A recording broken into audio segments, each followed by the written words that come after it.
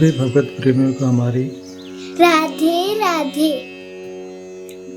मानव जीवन का सर्वोत्कृष्ट फल सत्संग श्री भक्तमाल कथा के माध्यम से हमें मिलने जा रहा है। श्री भक्तमाल कथा के प्रधान श्रोता हमारे श्री प्रिया प्रीतम जी हैं। उनके श्री चरणों में प्रणाम करते हुए आइए आज के भक्त चरित्र का श्रवण करें। गोसाई श्री विठलनाथ जी।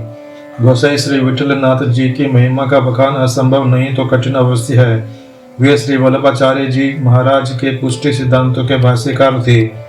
उनकी कीर्ति सुधा के अपार परावार में अष्टछाप के महाकवि सूरदास, कुंभन दास आदि ने राजा रानी भक्ति का अभिषेक करके भागवत धर्म की जो विजयिनी पताका फहराई, वह अनंत काल तक ब्रज क्षेत्र में लहराकर स्वर्ग को पृथ्वी पर उतर आने के लिए चुनौती देती रहेगी। श्री विठलनाथ के जीवन काल में भक्ति रसमयी हो उठी। श्री कृष्ण प्रेम से सर्वथा सराबोर हो उठी। उन्होंने महाप्रभु वल्लभाचार्य की प्रेम लक्षणा भक्ति की आयु दिन दूनी रात चौगुनी बढ़ा दी। अष्टछाप के कवियों ने उनके प्रति जो अगाध श्रद्धा भक्ति अपनी रचनाओं में प्रकट की है, वह उनकी परमोत्कृष्ट भगवत दीयता की परिचायिका है। श्री विठलनाथ महाप्रभु वल्लभ के सुधाद्वैत दर्शन के भक्ति प्रतीक थे। श्री गोसाई विठलनाथ महाप्रभु वल्लभ के द्वितीय पुत्र थे। उनके प्रकट होने पर केवल तेलंग कुल ही नहीं पवित्र हुआ, अपितु समस्त भारत देश पवित्र और कृतार्थ हो गया।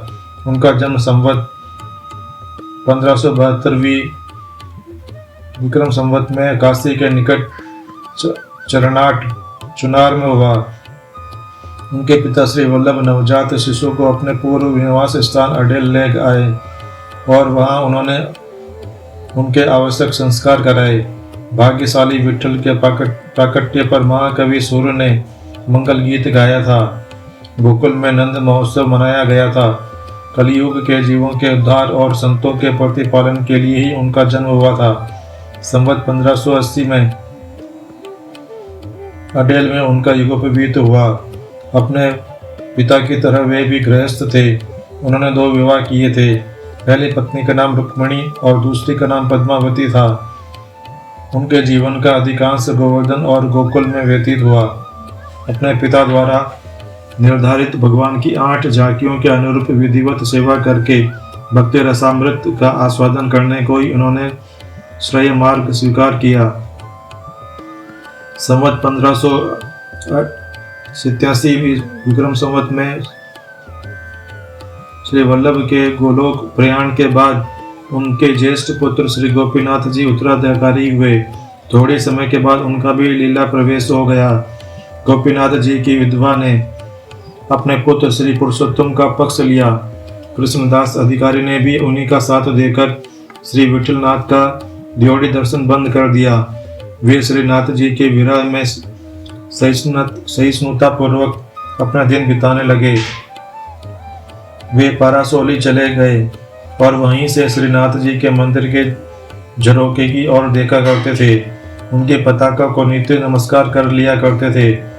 परासोली में रहते समय उन्होंने श्रीनाथ जी के वियोग में जो रचना की, वह विज्ञप्ति नाम से प्रसिद्ध है। जब उनके पुत्र गिरिधर जी ने मथुरा के हाकिम से शिकायत करके कृष्णदास अधिकारी को कैद करवा दिया, तब गोसाई जी ने अन्न जल का त्याग कर दिया। कृष्णदास के मुक्त होने पर उन्होंने भोजन किया। इस सहानुभूति का कृष्णदास पर बड़ा प्रभाव पड़ा। उन्होंने गोसाई जी से क्षमा मांगी और उनके उत्तराधिकार को मान्यता दी। श्री विठलनाथ जी ने पुष्टि मार्ग के विकास और प्रगति में बड़ा योग दिया। उन्होंने श्री कृष्ण के भक्ति प्राप्ति में अपनी कलाकारिता, काव्य बर्मज्ञता, संगीत निपुणता और चित्रकारिता का सदुपयोग करके असंख्य जीवों को भवसागर के पार उतार दिया। भगवत भक्ति तो उनकी सहज सिद्ध संपत्ति थी। महाकवि सूर, नंददास, कुंभन दास, परमानंद दास, चतुर्भुज दास, छीत स्वामी, गोविंद दास, कृष्णदास की कविता को अष्टछाप की पवित्र गद्दी पर प्रतिष्ठित कर उन्होंने भक्ति का रस राजत्व सिद्ध किया। अष्टछाप उनकी कीर्ति की अमर लता है। बादशाह अकबर और उनके सभा सदस्य मान सिंह, बीरबल आदि उनकी बड़ा सम्मान करते थे।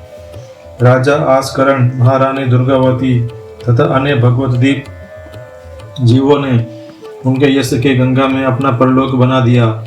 अकबर ने गोकुल और गोवर्धन की भूमि उन्हें निःशुल्क दे दी थी। श्री गोसाई विठलनाथ ने गुजरात की भी यात्रा की थी। उस क्षेत्र में भागवत धर्म का प्रचार किया था। उनके 252 वैष्णव शिष्य बहुत ही प्रसिद्ध हैं। वास्तव में वे मंगल रूप निधान थे। नंददास आदि काव्य महारथियों ने एक स्वर से उनके चरण धूलि की अलौकिकता का बखान किया है। संवत 1642 में गोवर्धन की एक कंदरा में प्रवेश कर उन्होंने अपने जीवन लीला समाप्त की। उनके लीला प्रवेश के समय अष्टछाप के प्रसिद्ध भक्त कवि चतुर्भुज दास जी उपस्थित थे। उन्होंने करुणा स्वर से आचार्य के प्रति श्रद्धांजलि प्रकट की। श्री विठलनाथ से प्रभु भय न वे, पाछे सुने न देखे आगे, वह संग फिरी न बनही, को फिरी नंद राय को वैभव व्रजवासिन बिलसे है। अंतिम चरण में भक्त ने शोक का पारावार समेटकर जो गान गाया, उससे श्री विठलनाथ जी के यश का स्थायित्व अचल हो गया। कितना करुण गीत है। श्री वल्लभ सुत दर्शन कारण, अब सब को पछिते है, चतुर्भुज दास आस इतनी, जो सुमिरन जन्मों से रहे। गोसाई विठलनाथ का जीवन चरित्र भगवान श्री कृष्ण के लीला सौंदर्य का दर्शन बोध है। वे अपने समय के बहुत बड़े भागवत और भक्ति के विशेषज्ञ थे। गोसाई विठलनाथ जी की गोलोक यात्रा के बाद उनकी भूमि और गद्दी उनके 7 पुत्रों में विभाजित हो गई। अष्टछाप के कुछ कवियों ने गोसाई जी के 7 पुत्रों का अपने पदों में कहीं कहीं यश गाया है। गोसाई जी के विद्वन मंडन, निबंध प्रकाश, टीका, अणुभाष्य के अंतिम अध्याय, सुबोधिनी पर टिप्पणी, भक्ति हंस, भक्ति हेतु, श्रृंगार रस मंडन, विज्ञप्ति आदि अनेक ग्रंथ उनके भक्ति मर्मज्ञता के कीर्ति स्तंभ हैं।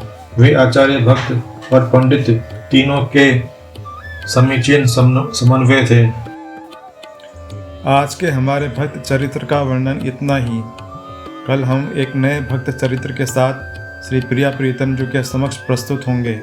आपको हमारी राधे राधे।